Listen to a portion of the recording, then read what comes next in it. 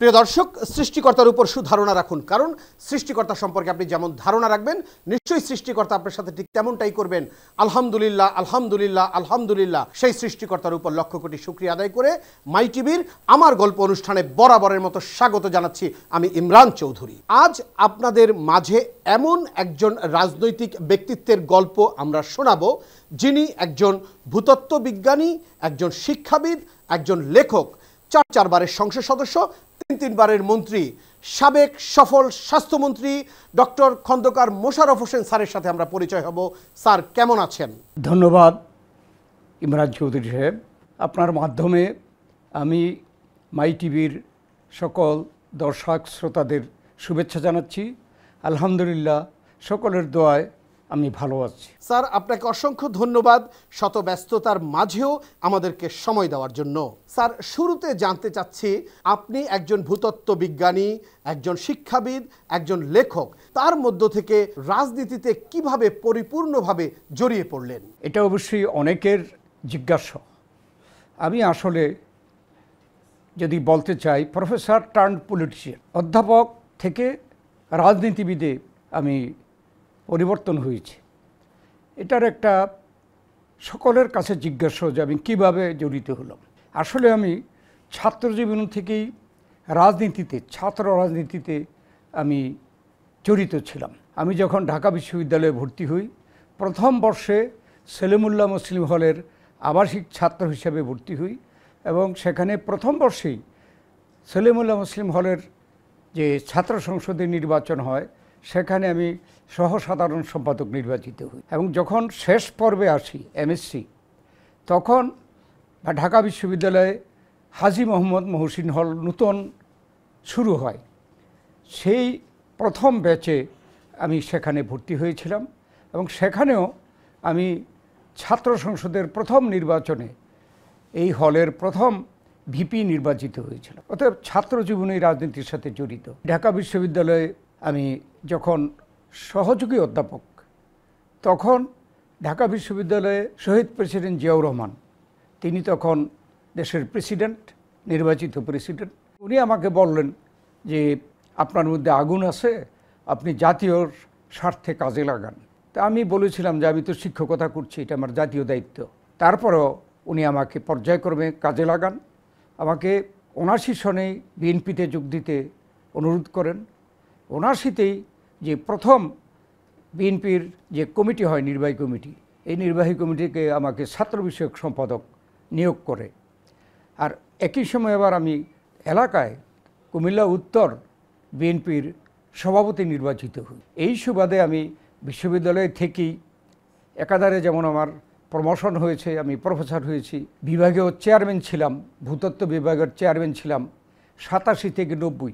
৯১তে যখন আমরা ইলেকশনে যাই, তখন আমাদের দেশনেত্রী বেগম খালেদা জিয়ার অনুরোধে এবং আমার এলাকার জনগণের অনুরোধে আমি ঢাকা বিশ্ববিদ্যালয় ছেড়ে অগ্রিম রিটায়ারমেন্ট দিয়ে আমি ইলেকশনে অংশগ্রহণ করি। আমি চারবার জাতীয় সংসদে নির্বাচিত হয়েছে। ৩বার আমাদের দল মেজরিটি পেয়েছে, তার জন্য মন্ত্রী ছিলাম।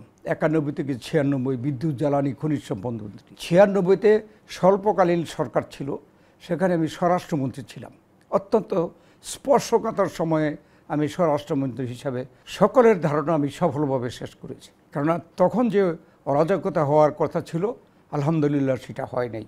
তারপরে ৯৬ থেকে ২০০১ বিরোধী দলের এমপি হিসাবে দায়িত্ব পালন করেছি। তারও ২০০১ থেকে আমরা আবার 2/3 মেজরিটি পেয়ে সরকার করেছি, সেখানে আমি স্বাস্থ্য পরিবার কল্যাণ মন্ত্রী ছিলাম। আমি বিদ্যুৎ জ্বালানি খনিজ সম্পদ মন্ত্রী থাকতে 5 বছর আমি অনেক নতুন বিদ্যুৎ কেন্দ্র করেছি, বিদ্যুতের কোনো সংকট ছিল না। প্রিয় লিডার, আমি ২০০১ সনে আপনার প্রিয় প্রাঙ্গণের বাসায় প্রথম ইন্টারভিউ করেছিলাম। তো সেই সময় যে প্রশ্নটি করেছিলাম, আজও সেই প্রশ্নটি আবার করতে চাই। আপনার এই দীর্ঘ রাজনৈতিক জীবনে কতবার আপনাকে কারাবরণ করতে হয়েছে? যদি আপনার মনে থাকে, কত দিন কারাবরণ করতে হয়েছে? দেশে 111, এটা আমি মনে করি অস্বাভাবিক একটা পরিস্থিতি। রাজনৈতিকভাবে টার্গেট করে 111-এর সময় আমাদেরকে গ্রেপ্তার করে, যেহেতু গ্রেপ্তার করে ফেলেছে, সেহেতু মামলা দিতে হবে। যে মামলাগুলো দিয়েছে প্রত্যেকটা ভিত্তিহীন। যেমন সম্পদের মামলা দিয়েছে। আমার সেগুনবাগিচায় স্বজন টাওয়ার নামে 2টা টাওয়ার আছে, 2টা বিল্ডিং। আমার পারিবারিক ব্যবসা আছে স্বজন হাউজিং লিমিটেড। আমি ঢাকা শহরে 14টা 15টা এরকম বিল্ডিং করেছি। আমার কোম্পানি করেছে, সেই কোম্পানিতে আমি ডাইরেক্টরও না, কিন্তু আমার স্ত্রী হইল সেটার এমডি। কিন্তু মামলার সময় দিয়ে দিল এই 2টা বিল্ডিংয়ের মালিক আমি। ইনকোয়ারি করতে গিয়ে দেখে যে একটা ফ্ল্যাটেরও ওখানে আমি মালিক না, সম্পূর্ণ মালিকানা হইল যারা ক্রয় করেছে। তো এখানে পারল না কিছু করতে। আমার প্রতিষ্ঠিত একটা কলেজ আছে ডক্টর মোশাররফ ফাউন্ডেশন কলেজ, ওটার পাশে কলেজ করার আগেই একটা পেট্রোল পাম্প ছিল, এবং সেটা পেট্রোল পাম্পের নাম হলো তুষার পেট্রোল পাম্প, এবং বাই দি বাই আমার বড় ছেলের ডাকনাম তুষার। এখন মামলাতে গিয়ে জেলের অভ্যন্তরে গেল আমার সাথে ইনকোয়ারি করতে যে তুষার পেট্রোল পাম্পের কাগজপত্র কোথায়, ওরা পাচ্ছে না। তাই আমি বললাম যে আমি কী করে জানবো, এটা তো আমার না, এটা বিশ্বাস করে না। তাই আমি বললাম যে তোমরা ইনকোয়ারি করে দেখো। ইনকোয়ারি করে পেল যে মালিক অন্য। তখন আমাদের বিরুদ্ধে একটা আর্মি টাস্ক ফোর্স করেছিল, মেজর ফরহাদ নামে একজন তখন অফিসার, এই টাস্ক ফোর্সের অধিনায়ক। সে দুদকের অফিসারদের নিয়ে আমাকে জেল গেটে জিজ্ঞাসাবাদ করেছে। সাভারে আমার 250 বিঘা জমি আছে। সর্বশেষ বিরক্ত হয়ে বলছিলাম যে 250 বিঘা জমি যদি পাও আমি অর্ধেক তোমার নামে লিখে দেবো, তুমি বাইর করে দেওয়ার উপরে। পায় নাই, কিন্তু মামলা কিন্তু এফআইআর করে ফেলছে এবং বাধ্য করছে আয়োকে সেভাবেই রিপোর্ট দিতে। মামলা হয়েছে 2007 কি 2008। এই মামলার 17 বছর চলেছে, কিন্তু চার্জ ফ্রেম করতে পারেনি। এইভাবে কিন্তু আরও 16টা, এটা নিয়ে 17টা মামলা আমার বিরুদ্ধে হয়েছে। বিগত শেখ হাসিনা ক্ষমতায় আসে, আমি যখন বিরোধী দলের এমপি, তখন একটা বানোয়াট মামলা দিয়েছিল পাবনায়। ইলেকট্রিক যে বড় বড় যে টাওয়ার, এই টাওয়ার আমি ভেঙে উত্তরবঙ্গে বিদ্যুৎ বিচ্ছিন্ন করেছি, এবং সেটা পরে প্রমাণিত হয়েছে যে এটা সম্পূর্ণ মিথ্যা। তার জন্য হাইকোর্ট রায় দিয়েছে, আমাদেরকে তাৎক্ষণিকভাবে আমাকে মির্জা আব্বাস, গয়েশ্বর রায়, আব্দুল মান্নান এই 4 জনকে গ্রেপ্তার করেছিল, এবং 40 দিনের মাথায় আমাদের পক্ষে রায় হয়েছে। আমরা এগুলো কিছু করি নেই, এবং ওইখানে যে চুরি হয়েছে সেগুলো আবার ভাঙ্গারি দোকানে বিক্রি হয়েছে, ওই স্ক্রুগুলো পর্যন্ত পুলিশে পাইছে। সেটা পাবনা কোর্টে বিচার হচ্ছিল, সেটা দেখাই এখানে ডিসমিস করেছে। তখন পত্রপত্রিকায় হেডলাইন হয়েছিল যে সরকারের যদি গাল থাকতো, এটা হলো একটা চপেটাঘাত, এবং সরকারকে হাইকোর্ট 4 লাখ টাকা, এক একজনকে 1 লাখ টাকা করে জরিমানা দেওয়ার জন্য সরকারকে রায় দিয়েছে। এরকম মামলা ভারতে, পাকিস্তানে, বাংলাদেশে হয় নাই, বাংলাদেশে আমাদের বিরুদ্ধে এরকম মামলা হয়েছিল। এই সকল মামলাগুলোর ভিতরে স্যার কারাবরণ করেছিলেন কতদিন? আমাকে এই 97 মার্চ মাসে গ্রেপ্তার করে এই মামলায়, যেটা বললাম। এরপরে 1/11-এর সময়ও ঠিক 2007-এর 7ই মার্চ আমাকে গ্রেপ্তার করে, যেই দিন তারেক রহমানকেও গ্রেপ্তার করেছে, এবং তারপরেই তো এই মামলাগুলো দিয়েছে। সর্বমোট কতদিন আপনি কারাবরণ করেছিলেন? কারাবরণ সেই সময় প্রায় 2 বছর। এটা তো 1/11 গেল। হ্যাঁ, 1/11 গেল। 1/11-এর জেলখাটা মামলাগুলো চলতেছিল। শেখ হাসিনার সরকারের সময়ও আমাদেরকে নিশ্চিহ্ন করার জন্য বিভিন্ন ধরনের মামলা, বেগম খালেদা জিয়ার বিরুদ্ধেও এখানে বনাট মামলা হয়েছে, আমার বিরুদ্ধেও অনেকগুলো মামলা হয়েছে। সেখানের মামলাগুলোতেও একই অবস্থা। শেখ হাসিনা ক্ষমতায় থাকা সত্ত্বে 14 বছরে ওই একটা মামলায়ও কোনো চার্জ ফ্রেম করতে পারেনি। ইলিয়াস আলী গুম হওয়ার পরে আমরা একটা হরতাল দিয়েছিলাম। হরতালের দিন সচিবালয়ে বোমা হয়েছিল 2টা। সেই মামলায় আমাদেরকে আসামি করা হয়েছিল, আমাকে না শুধু, আমাদের মহাসচিব থেকে অনেকেই, নেতাদেরকে। মামলার এজাহারে লেখা হয়েছে যে একটা মোটরসাইকেলে 2 জন যুবক আব্দুল গনি রোড দিয়ে গিয়ে চলন্ত অবস্থায় 2টা বোমা সচিবালয়ে নিক্ষেপ করে। মোটরসাইকেলের নাম্বার পাইনি, কারা নিক্ষেপ করছে এটা আমরা জানতে পারিনি। তবে এই আক্রমণটা করার জন্য বিএনপির এই নেতৃবৃন্দ উৎসাহ করেছে। তো এই মামলা তারা শেষ করবে কীভাবে? মূল হইল 2 জন, তাদের নামও দিতে পারে নাই, আসামিও করতে পারে নাই।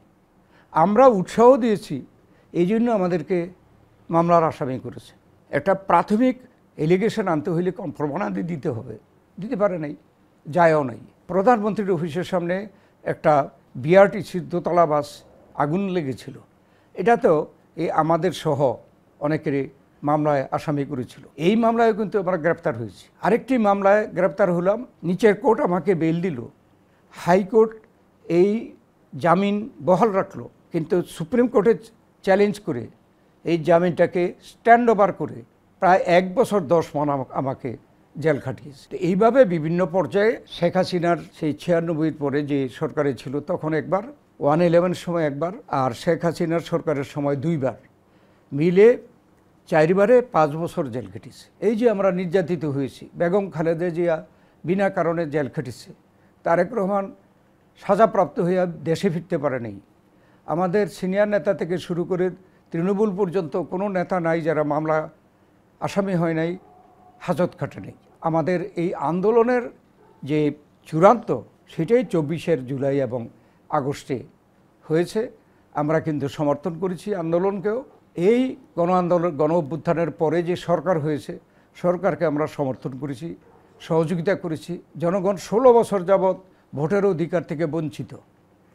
আমরা আশা করেছি যে অতি দ্রুত যা প্রয়োজন সংস্কার ততটুকু করে নির্বাচনটা অনুষ্ঠান করা, যার জন্য জনগণের সরকার প্রতিষ্ঠা হবে, জনগণের প্রত্যাশা পূরণ করবে। মাই টিভি যেটা উদ্যোগ নিচ্ছে, আমি অন্যান্য মিডিয়ারও আহ্বান জানাবো এই ধরনের উদ্যোগ রেখে বিগত স্বৈরাচারী এবং ফ্যাসিস্ট সরকারের সময় কী রকমের অন্যায় অত্যাচার হয়েছে, কোথায় দুর্নীতি হয়েছে, কোথায় চাঁদাবাজি হয়েছে, এগুলো যদি মানুষের সামনে তুলে ধরা হয়, আমার বিশ্বাস জনগণের নির্বাচিত সরকার যারা ভবিষ্যতে আসবে তারা কিন্তু এগুলো করতে সাহস পাবে না। খুবই শীঘ্রই ঈদ উল আজহা আমি মাই টিভির মাধ্যমে আমাদের দলের চেয়ারপারসন বেগম খালেদা জিয়া, ভারপ্রাপ্ত চেয়ারম্যান তারেক রহমান এবং আমাদের পক্ষ থেকে দেশবাসীকে ঈদের শুভেচ্ছা জানাচ্ছি।